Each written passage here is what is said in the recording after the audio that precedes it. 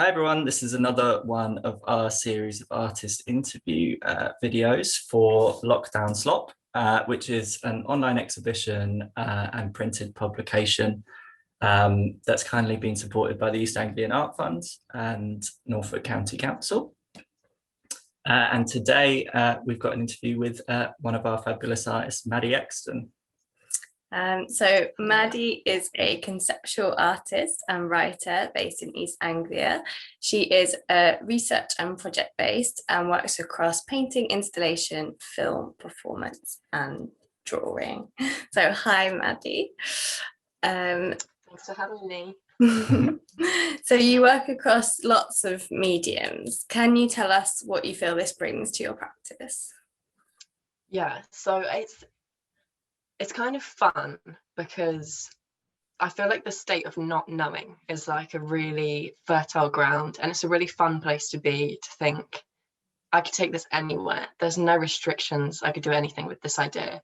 But at the same time, it's like, it's frustrating, and it's like kind of makes you weary to take one idea and like drag it through 5 different mediums to see if this is going to be a good painting, or is it a better film, or is it a better audio piece, or shall I do this as a piece of writing?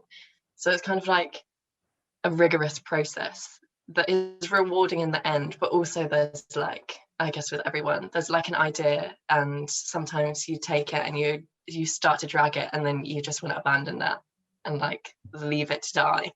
And at that point, it's like it's been through like 6 different mediums, and it's taken like 4 months, and I just want to bury that son of a gun. So it's definitely like a process, but yeah, it's rewarding, and I'm glad I am glad I work this way. I felt like when I was at uni, I definitely felt like I had to, I guess everyone felt like this, but you have to like justify and back up why. So I felt like I was like explaining a lot about why I work in the way I do. But when I think back now, I'm really glad that I like stuck to it. And even as far back as like when you first apply to art school and you're looking at like courses, and there's like, oh, you can go to, I think it's places like Edinburgh or Kingston, where you can pick to do art, but then you have to pick within that to do like, oh, you have to do painting or you have to do sculpture. So I'm glad I didn't do that, because I feel like now it's kind of a weird environment in that like you have to give off an air of professionalism, and you have to give off and like convince people you know what you're doing when you definitely don't. So now it's like it's not too late for me, or I've set up enough of a image that I do loads of different things that I can say like, oh yeah, I'm gonna do a sculpture, and nobody questions me. They just let me do it. But if I had just only ever done like painting, and then I was like, oh yeah, I'm now going to be woodworking, it would be like, what the hell is going on? So I'm glad that I like work in this like breadth of field. Yeah. And with writing, it's always I love to write and I love to read, but it does come with like there's a certain level of imposter syndrome with it, where it's like I'm not qualified in that field at all, but I still love to do it and I still love to share it. So it's like you just have to like convince yourself, and also like you have to not like you can't give a shit. You have to not care, which is like a hard thing to master.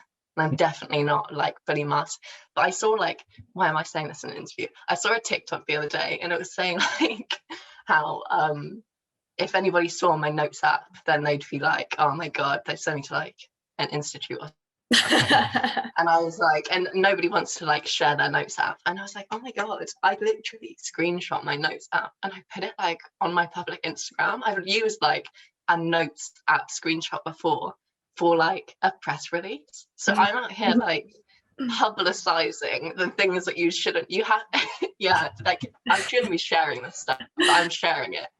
And I think that's just like the level you have to be like at that level of confidence in yourself. And then it's rewarding when you do, because like it's weird, like I feel like it's a weird time to be an artist with Instagram and everything.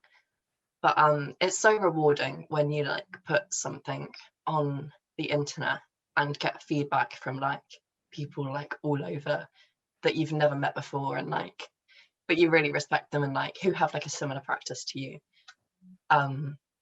So yeah, it's been really nice to do that with like writing, especially because I have never had like that feedback from like a course or professional background. Yeah, I think that's what makes your work different and really good, though, that it is kind of quite personal. It's like little bits of what everybody feels, kind of, that people don't maybe say, and you can all relate to it very easily. I really like that. I'm glad. I was doing like a personality test thing the other day, and I found I've always thought I was an introvert. I've literally got like books where I've read and I've been like, yes, I'm an introvert. And I did a personality test and I'm an ENFP, so I'm an extrovert, but with like masquerading as an introvert.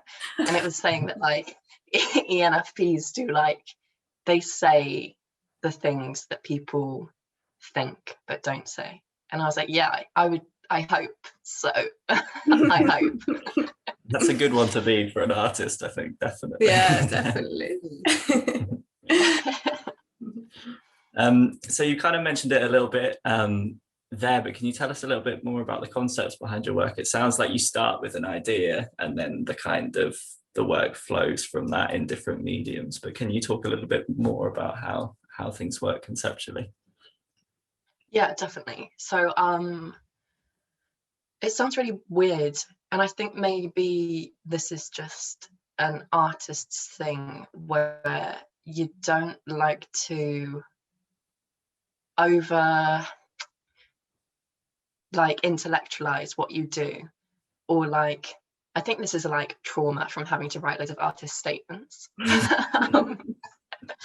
I definitely like finding connections, and I think that's the only way I can put it, is like I like looking at things and seeing how they relate or overlap or like contrast. So yeah, but I've got this thing that I'd like to read, because I wrote this like a couple of weeks ago, and then when I was thinking about the questions, I was like, yeah, this is the answer to that question. So basically I wrote about my practice, and this is the first time I've sort of written since like graduation about what I'm still doing. So I said, I've noted recently that I work diaristically, and that's sometimes shit because it means I'm hyper vigilant about my own experiences, always looking at ways to tap into things and make them into something more than a feeling. In part, I think that's capitalism and the constant question of how can I make this productive and how can I monetize it? But in another way, I think it's just a drive to be giving. How can I share this? How can I make this experience a communal place? Because that's what my favorite art is. It's a place made public by the artist that I can take myself to again and again. Like Savannah Brown's poem, Ohio, on YouTube, which I've been to like 35 times, or Lenka Clayton's website, things that I've returned to like a personal pilgrimage. Yes, so I think it's taken me like 7 years or something to realize that I work really diaristically. And I think I didn't want to say that for the longest time, because it comes with like, especially as like a woman as well, is like people get torn down for being like oversensitive or like, you know, the hysterical female or whatever. But it's as simple as like, I have a feeling and then I'm like, wow, I'm sad, I will make a painting about this. And that's like the long and short of it. But yes, especially with people like, you know, like Tracy Emin, or like even like Taylor Swift, who writes about like a breakup and then gets absolutely like ripped to shreds for it. So it's definitely like a fine line to tread. But I think that like I remove myself enough from it to make it okay to share. Yeah. And that's good that you're doing it, because it is important that women are allowed to express anything without being criticized for it. So it's good that the more people do it, the hopefully less kind of random backlash. Stigma. Yeah. Exactly. Just for saying some thoughts. Yeah, exactly. And I think still as a culture in Britain particularly, we have this Victorian mindset of recoiling from any kind of authentic expression of emotion that's not done within kind of narrow confines of, say, like funeral traditions or something like that. Yeah. Yeah. I literally was reading a thing last night, a really nice article on The Guardian about how British grief is tied up with or expressed by the making of sandwiches, and how like it was like, it comes from like this phrase from Victoria Wood, but it was by this author whose mum had died, and how she was a chef, and like the way she processed it was like by going absolutely ham for the what's it called, after the wake, for catering the wake, and how like the way that she could express her like love and gratitude and admiration for her mum was to go absolutely all in on making like egg and cress sandwiches. And I just think that's like, it's exactly like what you just said. It's like Britishness is like coping in the weirdest like ways, in that like it's making a quiche rather than saying like whatever you want to say. And like practical, it's like just kind of going through the motions rather than actually admitting anything. Definitely. It's like it's like art is communication, right? It's visual communication. So it's just like, yeah, it's an interesting way to communicate feelings. Definitely. Yeah. I've got so much more that I want to say on that, but we should probably move on. So yeah, with Rural Slop, which you were in before, which was our first project, and also with Lockdown Slop, what we've wanted to concentrate on is both kind of audiences and artists in rural areas or with a connection to rural areas and the countryside. And what we've been asking our artists, and what it's be really interesting to find out a bit more about, is how you feel about the art scene in rural areas, and if there's any kind of challenges that you face being an artist who comes from the countryside, or any advantages as well, or just East Anglia in general, if there's any challenges or advantages being an artist in East Anglia. Definitely. Okay, so yeah, it's funny because for the for Rural Slop, I had the poem which is called Suffolk Till I Die. I love and it was about the love and relationship with the countryside, right? And I was happy when I wrote it, because I thought, this isn't just me, this isn't just my experience, and this isn't, I was kind of wary to title it Suffolk Till I Die, because I thought this is like you can project that onto any countryside small village. This could be like Yorkshire, or this could be like Scotland. But anyway, I think the funniest part for me was my family's reaction. And so in the poem, I basically saying some stuff about like loving and hating the countryside, and saying that like, oh, that my local co-op is my cathedral. And then I end with like, but I say in it, death by boredom, Suffolk in my blood, post-mortem. But at the end of the poem, I'm saying like, buried here, and that's a promise.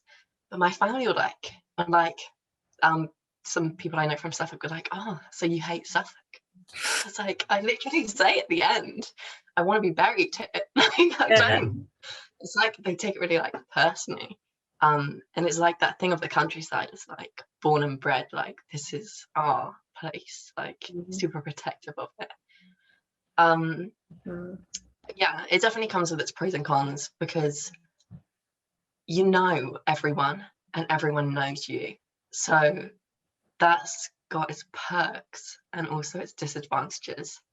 So like, it was weird when there's this new arts centre opening in Saxmundham in Suffolk called Art Station, and I've been doing some projects and stuff with them, which is awesome. And like, I'm so glad they got in touch with me and like commissioned me and stuff. And it's because I'm from Suffolk and they know me, and that's like the long and short of it. But then at the same it's so whack because I found out there's another artist in Wickham where I live, and that just feels illegal. I feel like one of us needs to move. We shouldn't, when they've reached their quota, there shouldn't be two artists in Wickham Market. It should, one of us has got to go. And you just sort of like, when you grow up in a place, maybe you're like hit an age where people start to come out of the woodwork and you're like, oh my God, you live here. So one of my friends bumped into Ryan Gander in Waitrose. What the hell? Like, he should be in like Listen Gallery in London, or like Stephen Fry lives in, and like Maggie Hamlin lives down the road.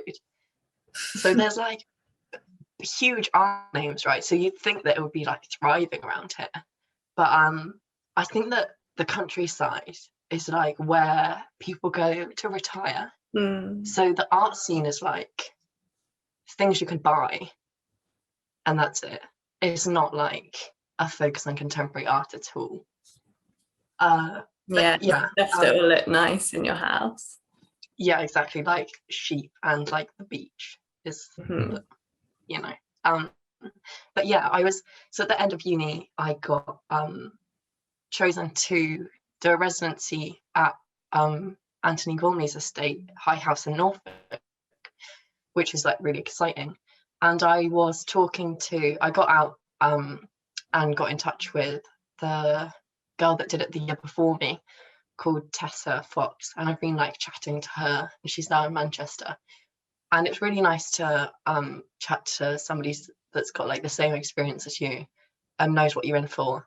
And we were saying, like, so she's from rural Norfolk, and we were saying how art is such a lonely passion, and how if you're in the countryside, especially with none of the infrastructure and none of the Tate or like art scene, such a lonely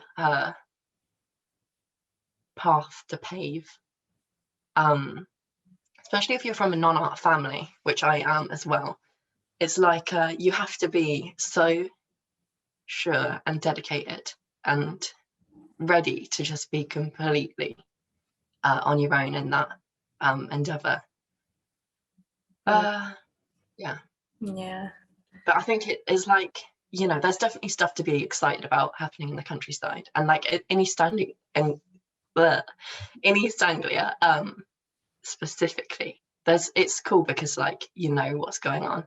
So like the art station is exciting, that's happening, and I've been given so many opportunities just because, you know, I'm here and there's not many other people doing art here, I guess. So Atlas House in Ipswich have given me so many great opportunities to be involved with, and then what you guys are doing is so exciting. So yeah, massive pros and definitely some drawbacks. Yeah, it's interesting what you were saying about the love-hate thing with Suffolk, because in our interview with Matthew Challenger, he was kind of saying the same thing about where he lives, and that he keeps kind of trying to move away and always ends up back again, but it's so boring when he's there, but he loves it as well. Yeah, it's so easy to romanticize it when you're not there, and then you get back and you're like, oh yeah, okay, cool. I remember. Yeah, definitely. That's something that I because I'm from Norwich myself, so I'm not a countryside person at all. I'm very much a city boy. And just going out to the village where Hazel grew up, and I was like, oh, it's all beautiful and lovely. It's like, yeah, but there's no shop and there's no bus stop. Like, you haven't tried to live. You're like the only person in the 20 to 30 age bracket. Yeah. You're it. Or it's like your cousin. Yeah, definitely. Yeah. So we're in lockdown at the moment, obviously, with lockdown Slop. And we were thinking, obviously it's thrown into kind of relief how important certain roles and certain jobs are in society, which are almost the ones that are not paid the most, almost always the ones that are not paid the most. I think everyone can agree that. But it got us thinking about what role artists have in society, and maybe whether the pandemic has kind of shaped your view of that, or just generally, what role do you think artists play in society? Is it different from other creatives, or just other jobs in general? I love this question, and I love listening to people answer this question. It's like one of my favorite things, especially throughout my degree. And I think it's just from like the need to justify and like put value in why you love something that is utterly useless. It's like Oscar Wilde said art is useless, and but he loves art, and I think that's just exactly what I agree with. And this is a weird example to use because he's like super problematic, but Winston Churchill said when he was asked to cut funding from the arts in the war, he said, "Isn't that what we're fighting for?" And I love that, like, despite, you know, everything else. But yeah, I love that. As I think that's one of my favorite quotes about the value of artists, because it says everything without having to say anything. So I think,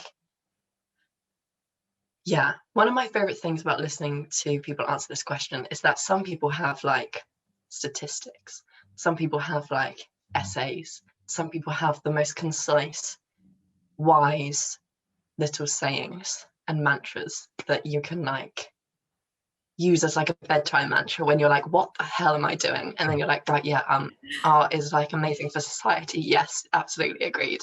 But then some of these answers are like wordless, and I think that's definitely what my definition for the value of art is. It's like I spent so long trying to find the right words to say it. And I love that Churchill quote. And I think it's because it doesn't say it, and I can't say it. And there's nothing, it's just, it is what it is. But yeah, I agree with the value of workers, and what's been highlighted under lockdown is exactly like what you say. Essential workers are the most valuable people and the least paid, which is I guess not surprising considering like the government and capitalism. But yeah, I think oh, I know what I was gonna say.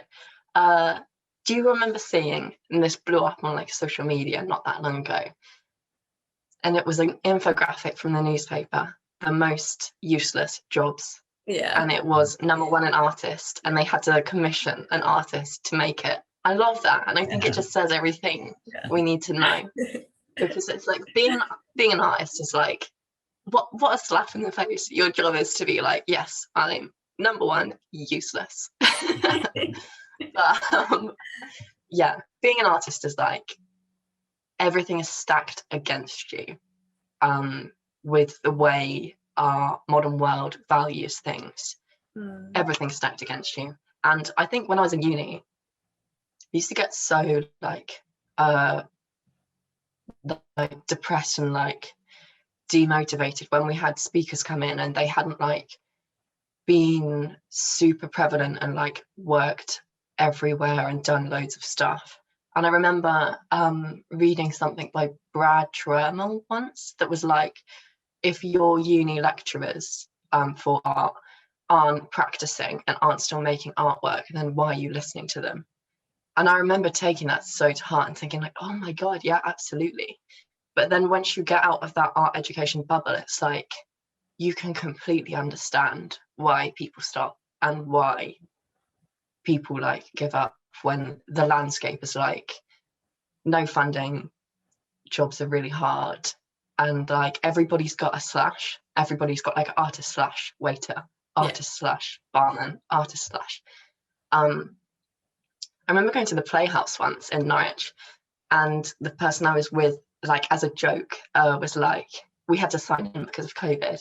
They were like, oh, it's Maddie Exton, maybe like she's quite a famous artist, maybe you know her. And I was like, oh my God, like really embarrassed, because obviously the people at the Playhouse are like really good artists, and like Dyad Creative Duo like work there. And I was like, shut up, like no, these people are way bigger than me. Because their slash is like, it's like massive, like really so many people I admire slash works at the Playhouse. Yeah, but it's like that thing, like you can understand why people like stop, especially with like there's things recently where like I'll name some names, but like I saw the Norwich Castle doing an open call, and I was like, wow, it looks so up my street. £10 entry fee. What's going on? Like, no, that's not fair. New Contemporaries doing another call out for recent grads, £25 entry fee. What? No, not. I've worked with like I've taken opportunities which ended up like costing me, like stuff with like I work with like Mall Galleries quite a lot in London, completely unpaid. Like it's all for like there's only so much exposure you can get. It's just putting stuff on your CV, but as the years pass and you're getting a lot on your CV, but that hasn't actually translated into money at all. Exactly. What we've found recently is the cost of higher education as well, or with masters funding. Like art masters, most of them in the country are double the loan that you get from the government. So how is an artist meant to find 10 grand to just study when for other courses, other subjects, you can do it because the loan covers it?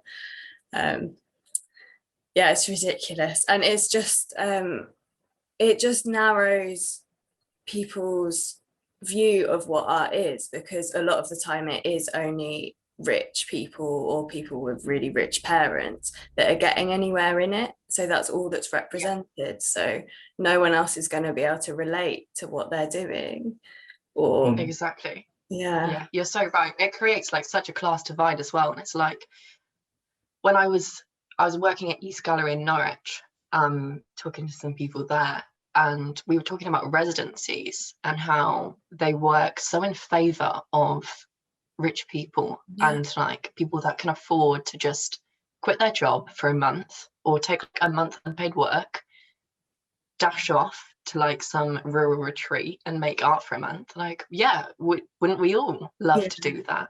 But the reality is like so discriminatory, and especially with like people with kids and like childcare, how can you expect them to just up and leave for a month? So there's big problems in the art world, and I understand why people like leave. Definitely, especially when you work at jobs that, not to slag off any particular jobs, but maybe jobs that aren't the ideal to get money to make your art, but then you're just spending all of that on entry fees. And even like residency applications, you have to pay like 300 quid to go to a residency, but pay to apply in the first place, which is crazy. But so ridiculous. So I think I was literally like, I was trying to explain because even like there's another organization in Norwich who are like quite prominent, and they were doing an open call, and the entry fee there was £15. And I was trying to explain it to like a non-art person, and I was trying to explain it to my dad once, and I was like, so you apply for these things on the hope that it's exposure and it gets your work seen, but there's no guarantee of it getting bought, and there's no guarantee of you getting any money or any further anything from it, but you have to pay to get into it. And they were like, what? So you get absolutely no guarantees, and also you might not even get in. You might just be paying £15 for nothing. I think what we really Well, this is the reason we started Slop. Really, that's the essential reason, because as an artist, I just got so frustrated with opportunities like that. So I just wanted to be able to provide an actual opportunity. And I just don't understand why you would put on a open call if you were going to charge them. Like, if you can't afford to do it, if you need admin costs, why are you putting it on at all? I think because it's different if you're not paying the artist but you're not asking them to pay you, then that's fine, because that's just making events for everybody. But actually asking people to pay, it's like, just don't do it. Yeah. Exactly. And then it's so depressing seeing, like, if you follow the open call into the exhibition and you see who's in the exhibition and it's the same names, and it's like, oh right, so you can afford to do everything. Yeah. It's tough. There's a Slop guarantee there though. We'll never charge anyone for application. It's recorded now. Yeah. We have Please, to if we do. We won't. It's outrageous. No other job charges you to go to work. Imagine being it's like a paying for a job application. Why? Crazy. Especially a lot of the opportunities that most of the stuff I've done, nothing's ever come out of them. And I make video work as well, so no one wants to buy that. If I did nice paintings, it might be a bit different, but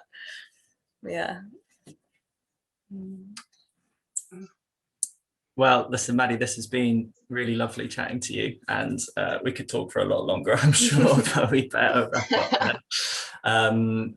So thank you to everyone for watching. I hope you found this interesting. We found this really interesting. Obviously, check out Maddie online.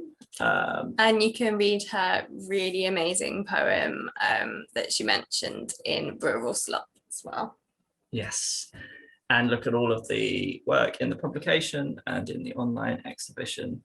That's it. Maddie, thank you so much. Thank you so much for having me. I really appreciate it. No worries at all. Thank you, Maddie.